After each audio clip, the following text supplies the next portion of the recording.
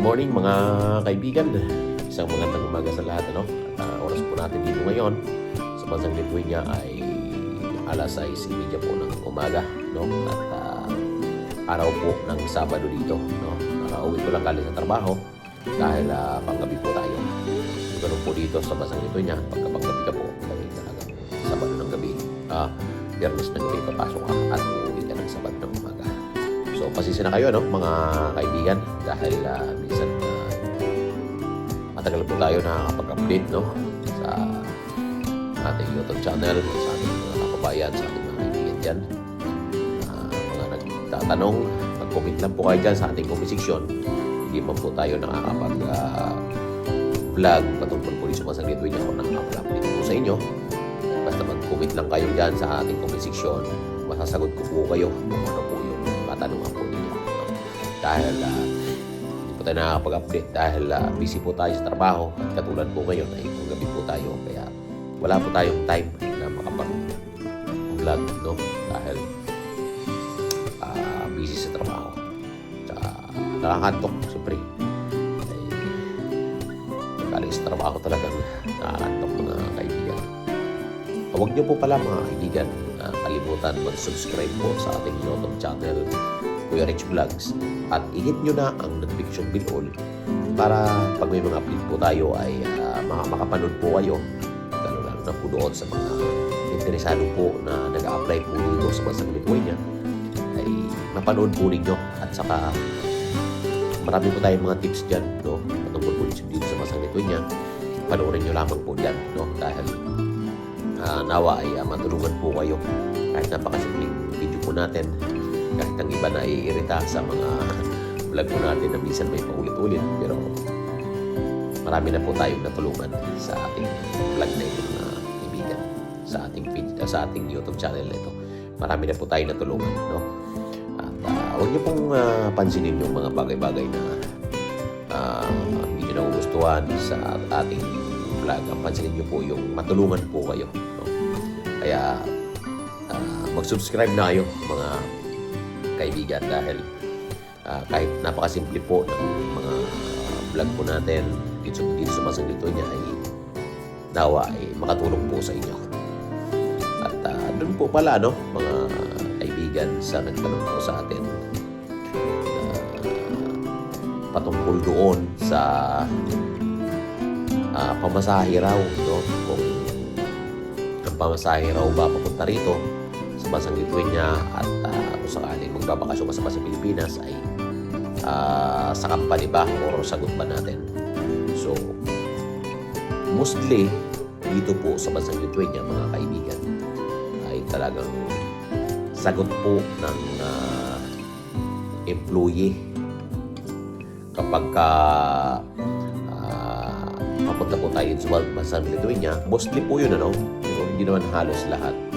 Hindi naman po lahat pero doon po talagang karamihan o kaya nasabi ko mostly dahil sagot po minsan ni employee yung pamasahe po papunta dito sa bansang Lithuania at pag magbabakasyon ka ay sagot mo pa rin po lahat. Ibig sabihin ang pamasahe mo papunta sa bansang Lithuania at magbabakasyon ka sa bansang Pilipinas ay sagot mo po, hindi po sagot ng employer. Pero ang iba naman po mga kaibigan ay minsan pagpapunta dito sa unang papunta mo dito hindi ba na-hire ka sa bansang Pilipinas at unang papunta mo dito sa bansang Lithuania ay sagot po minsan ni employer. Pero pagka pag magbabakasyon ka ay sagot mo na po yun, balikan na po yun, sagot mo na po yun. Ang sagot lang ni employer ay yung unang papunta mo pa lang dito sa bansang Lithuania. Yun po ang iba sagot po ni employer yung tanong. Pero depende sa pag-uusap ni employer kung sagot ba ni employer ang papunta dito at magbabakasyon ka ay sagot pa rin ni employer.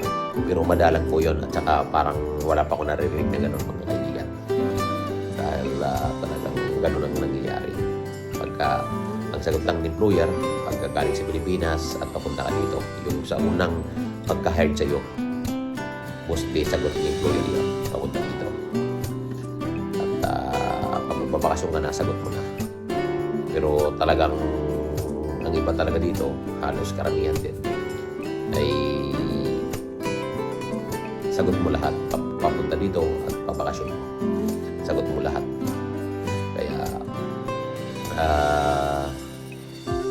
Kaya mag-prepare po tayo, no? Kung lalo kung magplano kayo magbabakasyon sa Pilipinas, may plano kayo, malayo pang kontrata mo o may plano kang magbakasyon, mag-ipon ka na pampamasahe mo kung gusto mo umuwi o magbakasyon sa Pilipinas. Ganun po ang diskarte. Kaya talagang ano tayo dito, tsaga tayo dito. Hindi po katulad dito sa Saudi.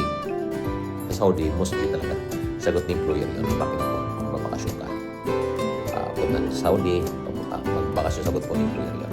Pero dito ibang kalakaran. So, yun mga kaibigan, ay nawa na sagot natin na yung tanong ng ating isang kaibigan dyan, ng isang ating kababayan na nag-comment po sa atin patungkol doon sa ticket kung sa atin pa ang pamasahe. So yun, nawa na sagot po natin. So ulitin po natin, hindi po lahat, no? Hindi po lahat. Yun, nabanggit ko na sa nabanggit ko na kanina, no? Nawa ay naging maliwanag doon sa mga nagtatanong patungkol po doon sa ticket kung magbabakasyon na papunta dito. Nawa naging maliwanag po sa lahat. Nawa ay ma-share din po ninyo ang video po natin para mapanood din ng iba nating kababayan, ng iba nating kaibigan na dito sa Basang Lithuania at pupunta pa lang po dito, no? At magkaroon din sila ng idea at matulungan din po natin sila. So, pasensya na kayo, no? Kung nagulong kayo dun sa mga sinabi ko dahil talagang pag nakakaantok talaga, minsan umiiba talaga yung salita ko, mga kaibigan. So yun, salamat po sa mga suporta po ninyo sa ating YouTube channel, Rich Vlog. Salamat po sa ating mga kaibigan dyan, sa ating mga subscribers, sa ating mga followers, at sa mga nag-share po nito ng mga video po natin. Salamat po sa inyo. Nawa ay marami ba tayong mga Pilipinong matulungan po dito sa Basang Lithuania na papunta po dito. At kita-kits po tayo dito pagka may time. Dahil talagang kahit yung Lithuania malit lang, minsan bihira lang magkita-kita ang mga Pilipino po dito. Pag may mga event, pag nagkakanta ko ng event ng ating Filipino community dito, mostly nagkita-kita po tayo dito. At lalo't may mga basketball dito, nagkikita-kita po dito, no? So, shout out, no, sa ating mga kaibigan dyan nandito sa Basang Lithuania, may pangalanan. Kayo po ay nandito na, shout out po sa inyong lahat yan. At sa mga followers po natin, mga subscribers po, shout out po sa inyong lahat, no? So, salamat. God bless po. At patuloy po kayo na mag-apply po dito sa Basang Lithuania. Dahil nawa ay lumami pa tayo dito at maging matatag po tayo dito bilang isang mga Pilipino at isang Pilipino, isang bayan, no? At magkaisa po tayo. Huwag po tayo yung may pagkanya-kanya. Pero minsan ganun talaga ang mga ugali Pilipino, ganun, ano? Pero ano natin yun, kumbaga iwaglit natin yun sa ating isipan. So salamat, no, mga kaibigan. God bless. Mabuhay po sa may ng Pilipino. Ingatan mo lagi ng Panginoon. Bye.